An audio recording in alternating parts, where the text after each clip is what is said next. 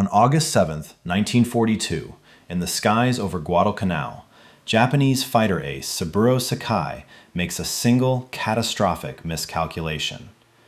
Mistaking a formation of American Dauntless dive bombers for vulnerable fighters, he flies directly into their concentrated crossfire.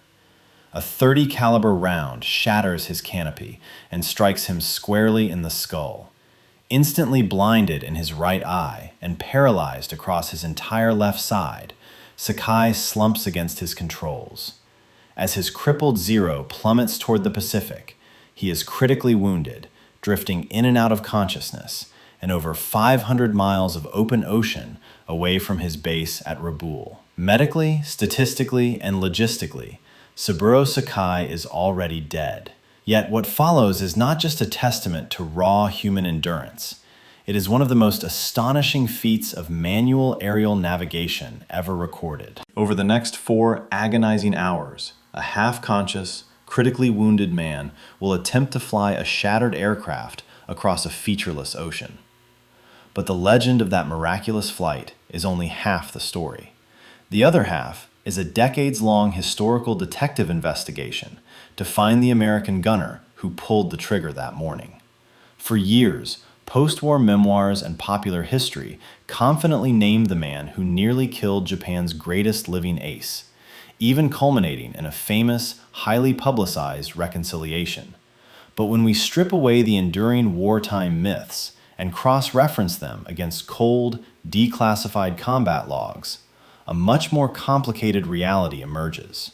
Who actually fired the crippling shot?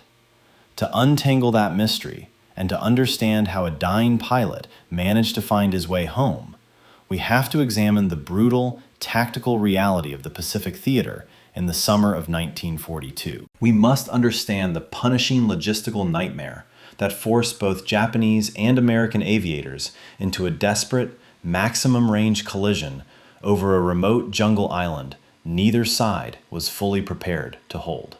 By the first week of August 1942, the strategic calculus of the Pacific War was violently shifting. The Imperial Japanese Navy, despite the catastrophic carrier losses at Midway 2 months earlier, was still aggressively expanding its defensive perimeter southward. Their immediate objective was a steamy, malaria-ridden island in the Lower Solomons called Guadalcanal. Here, Japanese engineering units were rapidly carving an airstrip out of the thick jungle canopy. If operational, this airfield would allow Japanese land-based bombers to project power far over the Coral Sea, effectively severing the vital maritime supply lines between the United States and Australia. Recognizing the existential threat this airstrip posed, American forces launched Operation Watchtower, the first major Allied amphibious offensive of the Pacific War. But striking the beaches of Guadalcanal meant challenging the undisputed masters of the Pacific sky, the elite Japanese naval aviators operating out of the massive fortress complex at Rabaul on the island of New Britain. The problem for the Japanese High Command was geography. Rabaul was roughly 560 nautical miles away from Guadalcanal. To put that into perspective, launching a fighter strike from Rabaul to defend Guadalcanal was the operational equivalent of taking off from London, flying all the way to Berlin, fighting a high-intensity aerial battle, and then flying back to London, all without stopping, all over a featureless ocean in a single-seat aircraft. In the summer of 1942, conventional Western military doctrine considered a fighter mission of that distance physically and mechanically incompetence. But the Japanese possessed a technological anomaly that temporarily broke the rules of aviation geometry, the Mitsubishi A6M Zero. The Zero was an engineering marvel of ruthless compromise. To achieve its legendary maneuverability and its staggering range, chief designer Jiro Horikoshi had stripped away everything that did not directly contribute to flight performance. The Zero lacked heavy armored bulkheads. It lacked bulletproof glass for the pilot's canopy. Most crucially, it completely lacked self-sealing fuel tanks. The aircraft was effectively a fragile magnesium alloy shell wrapped tightly around highly volatile aviation fuel. but in the hands of an elite veteran, it was a peerless weapon. Saburo Sakai was the absolute embodiment of this apex predator, a veteran of the bitter air wars over China and the early, sweeping campaigns in the Philippines and the Dutch East Indies.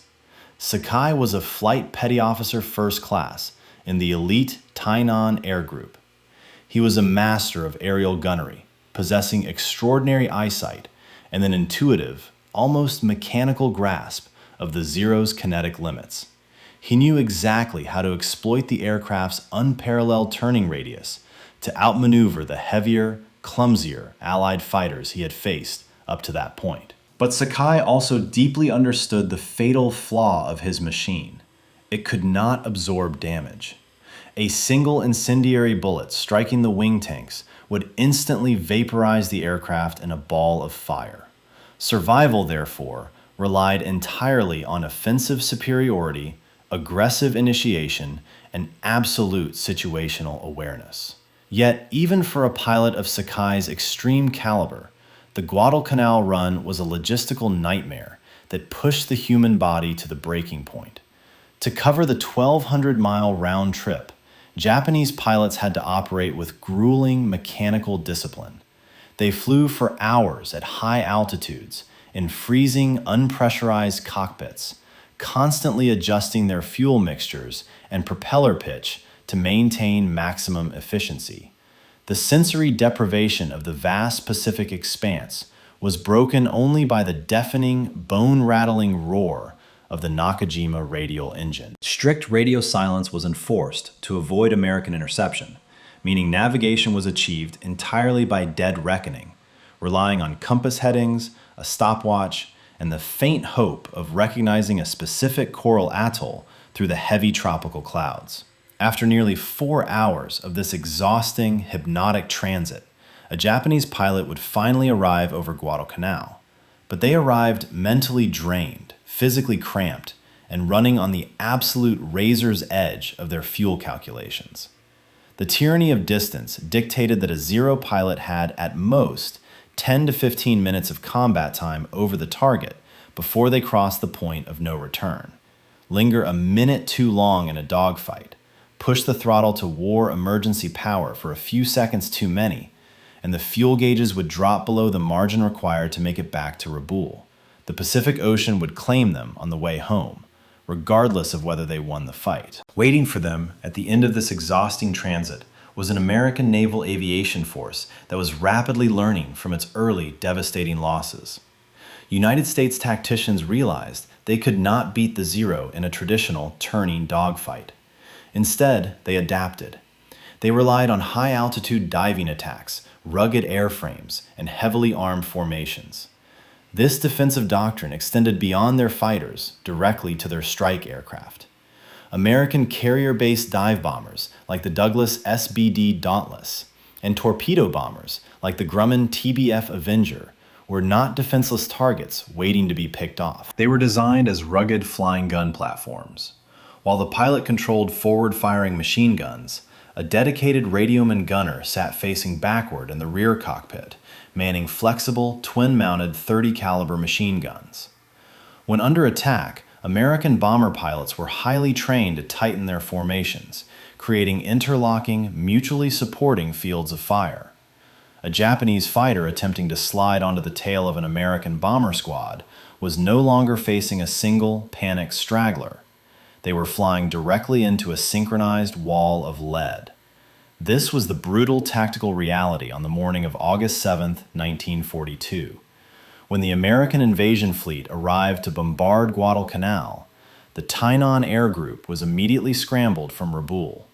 18 Zeros, including Saburo Sakai, launched into the morning sky for the agonizingly long transit south. They were flying into a chaotic, multi-layered airspace, filled with a massive concentration of American carrier aircraft that the Japanese command had not anticipated. The pressure was immense. The deafening noise, the violent vibration, the lack of oxygen, and the sheer crushing fatigue of a 4-hour flight dulled reaction times and distorted visual perception. In the swirling, high-speed geometry of aerial combat, where closing speeds regularly exceeded 500 miles per hour. Identifying a silhouette against the blinding glare of the Pacific sun had to be instantaneous and flawless. A pilot had fractions of a second to determine if the shape turning in front of them was a vulnerable fighter caught out of position or a heavily armed bomber bristling with rear-facing guns. In this state of supreme physical exhaustion, against an enemy that had fundamentally adapted its defensive posture, a single second of misidentification is fatal. The swirling dogfight over the landing zones of Guadalcanal had already fragmented into dozens of isolated high-speed duels. Saburo Sakai, operating with the lethal precision that had made him a legend, had just claimed a victory over an American fighter and was scanning the blinding tropical sky for his next target.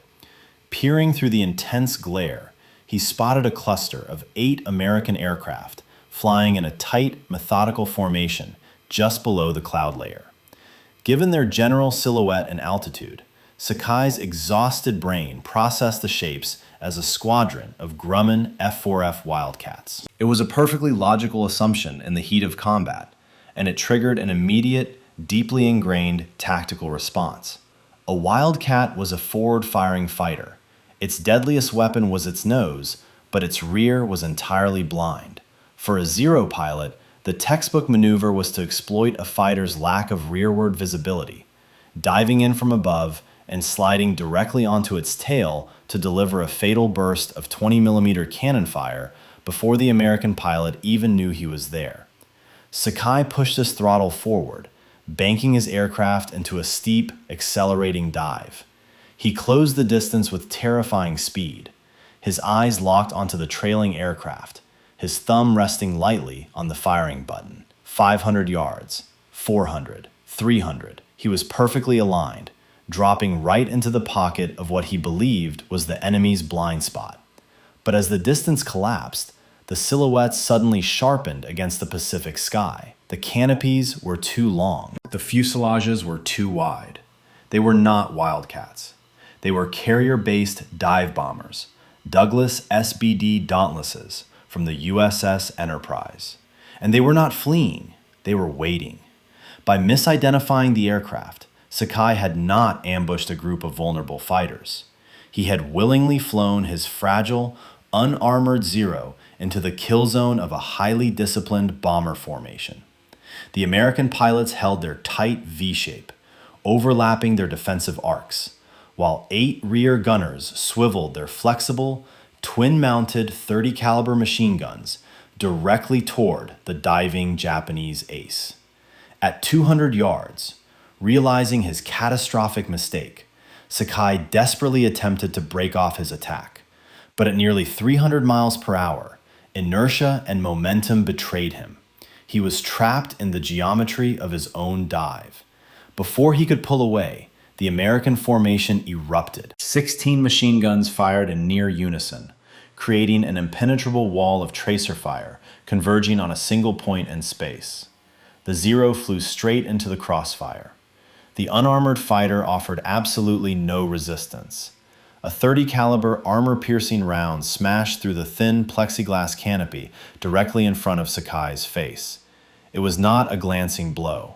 The bullet struck him squarely on the right side of his head, driving shattered plexiglass and jagged metal fragments deep into his right eye and skull. The physical shockwave instantly overloaded his nervous system. His vision went completely black. A sudden, terrifying numbness cascaded down the entire left half of his body, paralyzing his arm and leg. His grip on the control stick vanished. As Sakai slumped forward in the cockpit, drifting rapidly into unconsciousness, the deafening roar of wind rushing through the shattered canopy filled his ears. Stripped of human guidance, his heavily damaged Zero rolled over and began a steep, accelerating plunge toward the dark ocean below.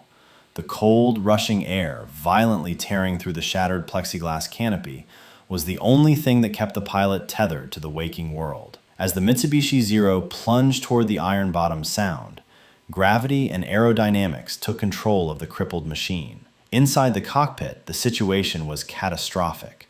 The armor-piercing 30 caliber round had not just destroyed the pilot's right eye, it had fundamentally damaged his central nervous system. The left side of his body, his left arm, his left leg, the very muscles required to manipulate the throttle and the left rudder pedal had gone completely slack, paralyzed by the sudden trauma to his brain. He was a passenger in a magnesium shell, accelerating toward the surface of the Pacific at over 300 miles per hour. But instinct, drilled into the nervous system through thousands of hours of flight time, sometimes overrides biological collapse. The slipstream howling against his face acted as a brutal, freezing stimulant. As his single functioning eye fluttered open, the world was a chaotic blur of spinning blue water and whitecaps rushing up to meet him. He had only seconds before impact. The Zero was locked in a steep, unpowered dive. To pull out, a pilot needed both hands on the control stick to fight the immense aerodynamic forces compressing against the elevators, and both feet on the rudder pedals to keep the aircraft from snapping into an unrecoverable spin. He only had his right side. Grasping the control stick with his functioning right hand, he began to pull back. The resistance was immense. At those closing speeds, the control surfaces of the A6M Zero stiffened dramatically. It felt as though the stick were set in rapidly hardening concrete. A sharp, blinding pain flared through his fractured skull with every ounce of pressure he exerted.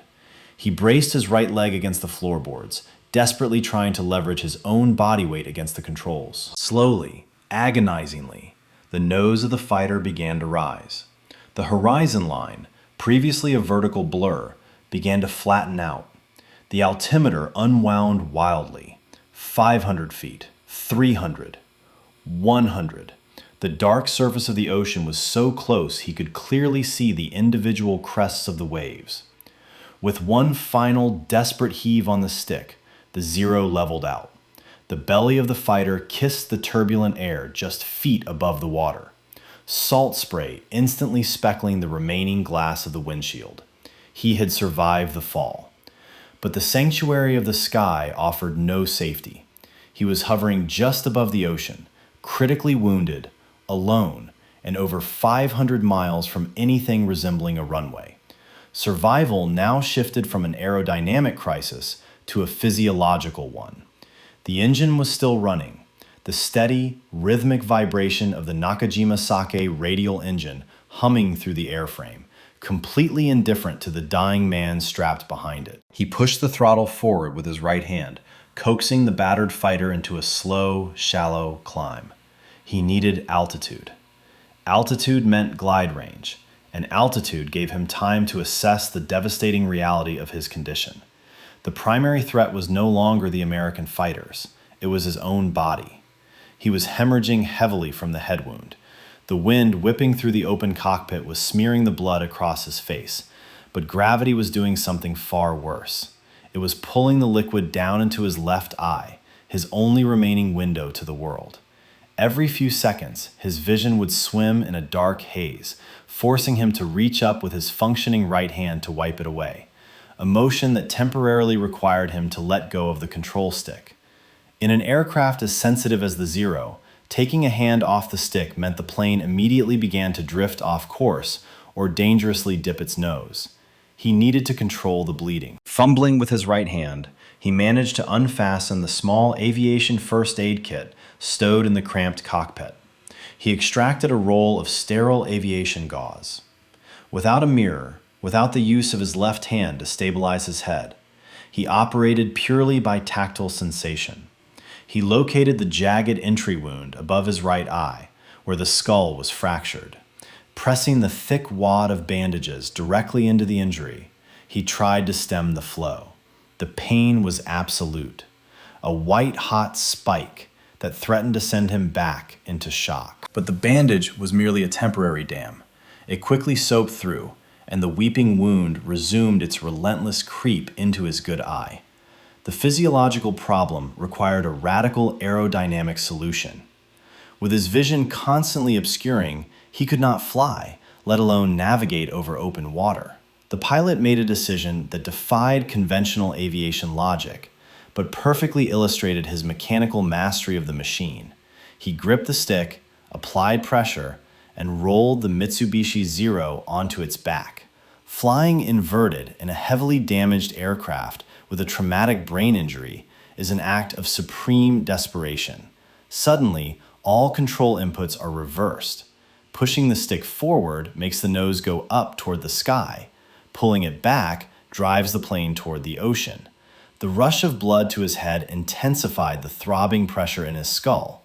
But the maneuver worked. Gravity pulled the pooling liquid away from his left eye, allowing it to drip onto the inside of the canopy roof instead. For agonizing stretches of time, he flew upside down, holding the plane steady, using the inverted flight to clear his vision just long enough to reestablish his bearings before rolling right side up to wipe his face and check his instruments.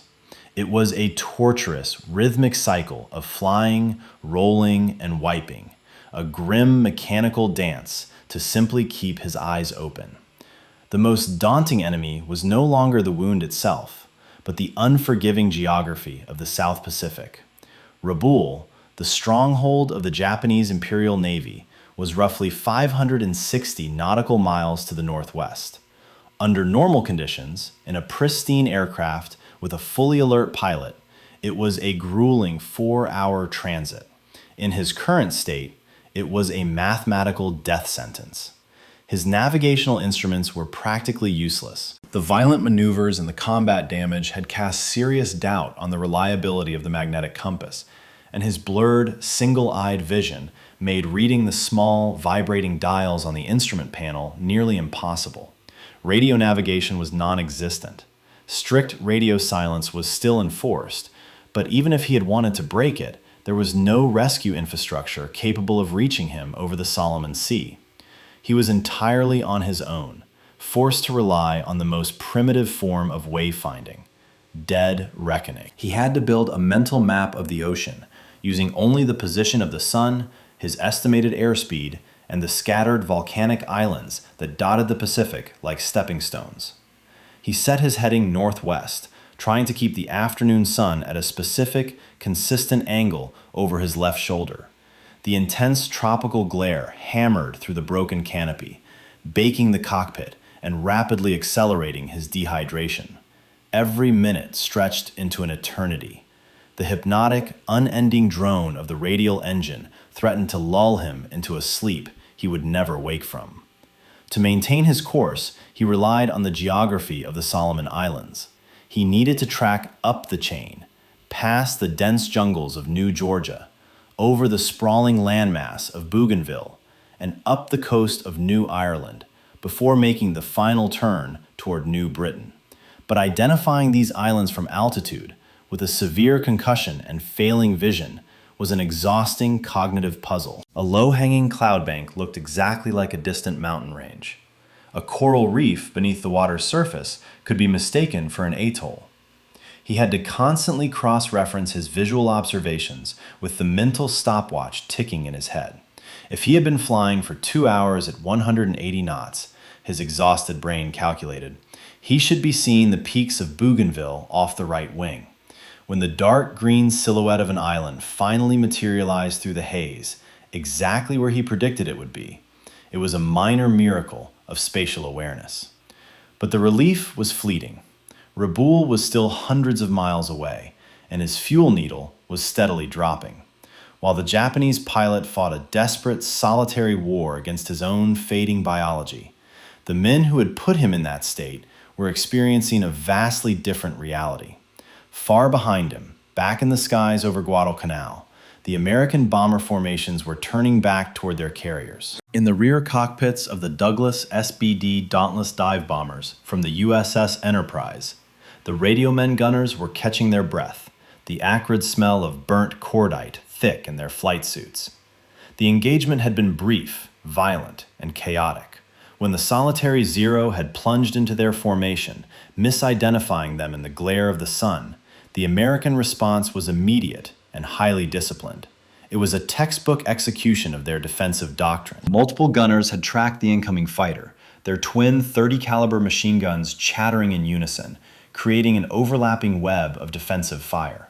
From the American perspective, the sequence of events was terrifying, but entirely routine. A Japanese fighter initiated an attack run. The gunners returned fire.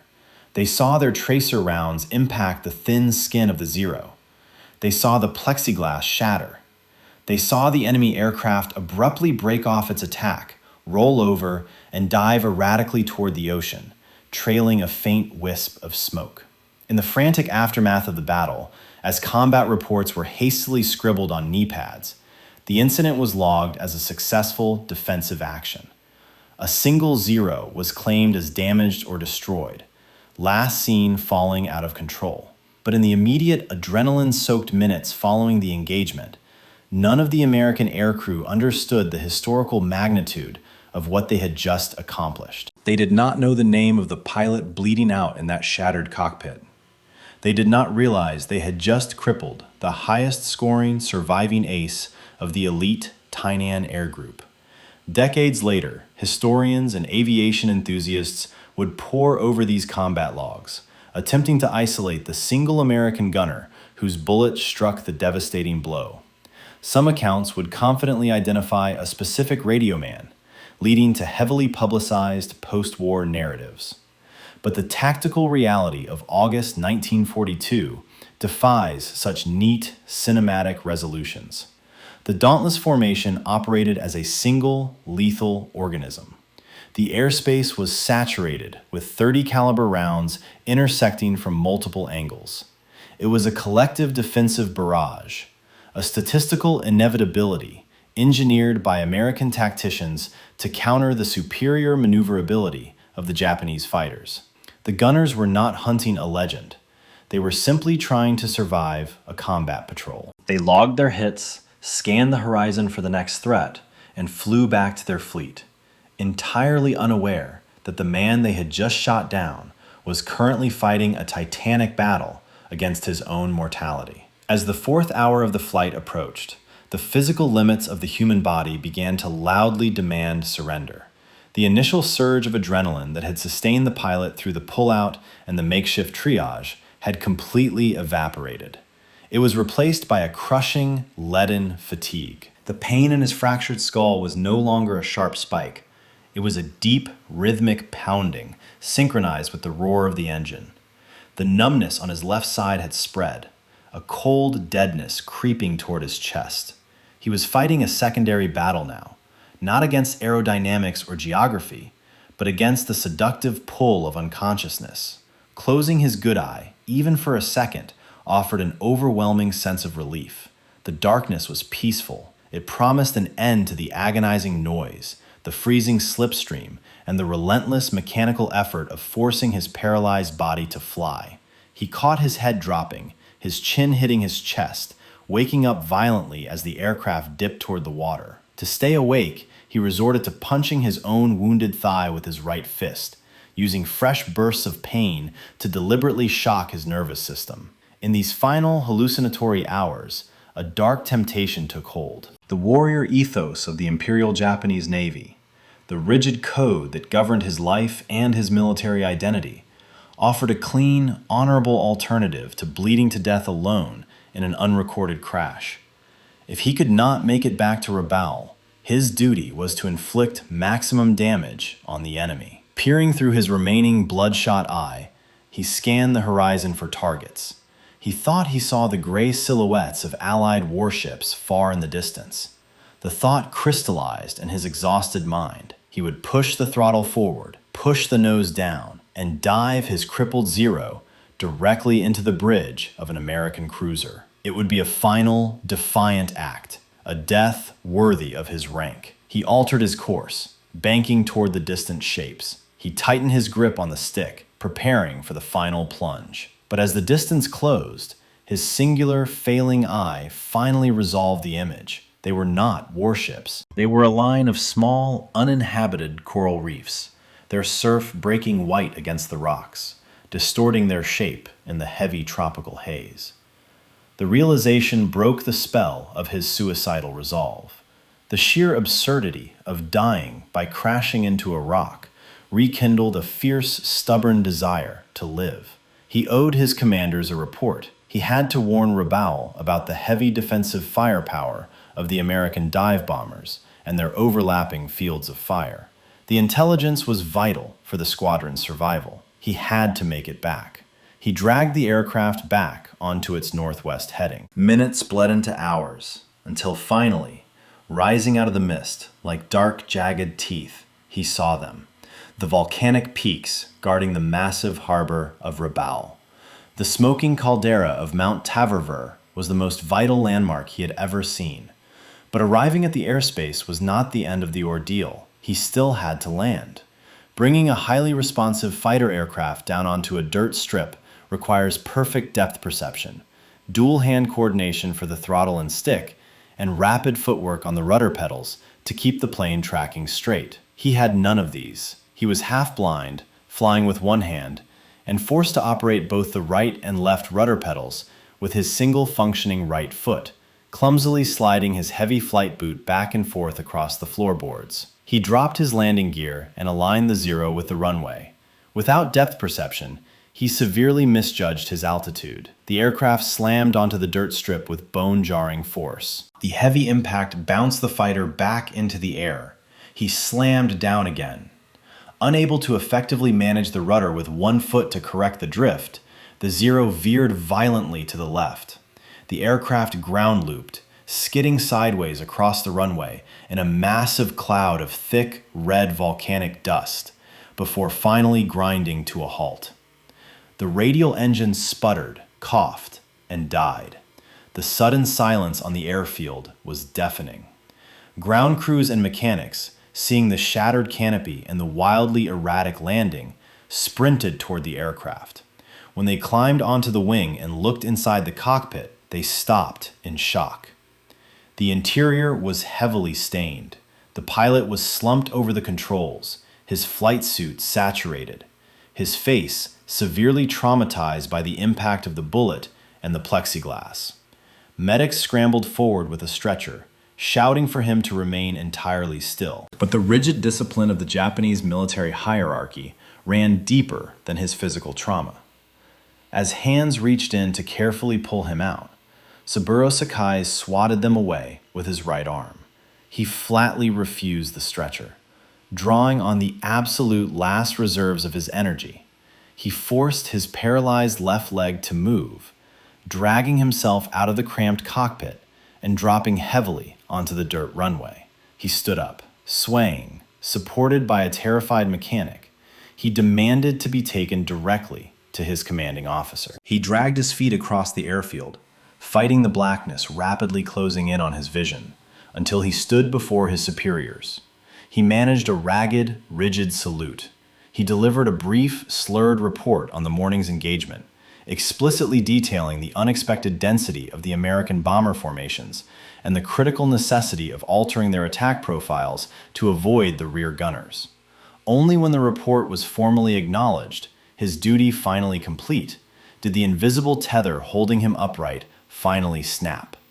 Saburo Sakai collapsed into the dirt, plunging into a deep coma that would last for days. The flight was over. Against all known physiological and mechanical limits, he had forced a shattered machine across 500 miles of unforgiving ocean. His survival immediately passed into the realm of military legend, a testament to pure, unfathomable endurance. But the combat log of the USS Enterprise, thousands of miles away, quietly recorded the encounter as just another brief skirmish in a long, brutal morning. It would take decades and the end of a global empire before those two incredibly distant realities would finally collide. The collision of those distant realities finally occurred more than 40 years after the war ended, playing out under the bright flashes of press cameras. In a highly publicized post-war reunion, Saburo Sakai, now an elder statesman of Japanese aviation, stood face-to-face with an American named Harold Jones. Jones was a former rear gunner, a veteran who believed with absolute certainty that he was the man who fired the .30 caliber round that shattered Sakai's canopy over Guadalcanal. The meeting was profoundly emotional. Two old men, once locked in a lethal, high-speed geometry of survival, embraced in tears. The media lashed onto the narrative instantly. It was the ultimate story of reconciliation, a perfect cinematic closure to a brutal conflict, seeming to prove that shared humanity could overcome the deepest wartime animosity. But historical reality rarely adheres to the neat, comforting arcs of a Hollywood script. Years after that tearful embrace, military historians and aviation researchers began to systematically dismantle the legend, matching these deeply moving personal memories against the cold, unfeeling data of declassified combat logs. When they meticulously cross-referenced the after-action reports from the USS Enterprise, the exact squadron deployments, the precise altitudes, and the strict timelines of August 7, 1942, a glaring, uncomfortable discrepancy emerged. The mathematical and logistical facts simply did not align. Harold Jones was undeniably a brave veteran who saw heavy combat in the skies over the Solomons. But on that specific morning, at that exact minute, in the specific sector of airspace where Saburo Sakai made his catastrophic miscalculation, Jones's aircraft was nowhere near the engagement. The archival evidence was rigid and uncompromising. Harold Jones could not have been the shooter. This revelation did not erase the emotional power of their embrace, but it fundamentally fractured the established history, leaving behind a profound psychological mystery.